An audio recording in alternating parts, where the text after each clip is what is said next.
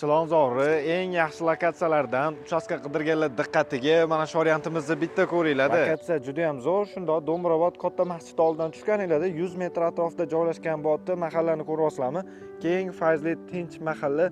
Umumiy yer maydoni 407 sotixga joylashgan. Oldida o'ziniki eng katta zaxlat joylariga ega.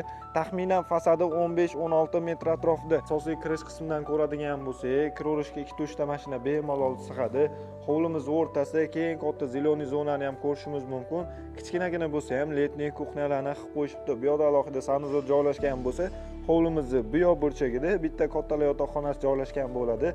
O'zini sanuzor saunalariga ega. Asosiy kirish eshigidan ko'radigan bo'lsak, kiraverish shunaqa uzun hol xonalar ketma-ket joylashgan. Hovli o'ziga bemalol oilaviy dam oladigan joy qilib qo'ysanglar bo'ladi.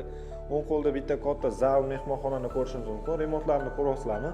O'zini ko'chaga qaragan oynalar bor. Bu yerda bitta umumiy sanuzor joylashgan bo'lsa, bu yerda ayollarimiz uchun kuxnyamizni ko'rishimiz mumkin. Ikkinchi etajni ko'radigan bo'lsak, chiqqan shunaqa kichkinagina hol, bitta xonalarni ko'rsatib beradigan bo'lsam, umumiy hisobda 4 ta xona joylashgan bo'libdi. Ba'zilari katta yotoqxonasi, ba'zilari bolalar uchun yotoqxona sifatida foydalansanglar bo'ladi.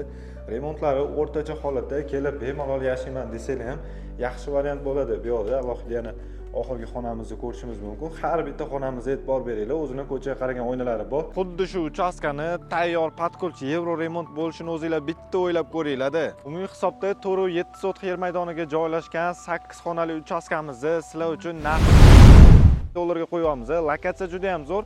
Shunda Do'mbrobod masjidi yonginasida joylashgan bo'libdi. Pastda mana shu joy egalari nomerini qoldiramiz. Bemalol savdolashib olsanglar bo'ladi.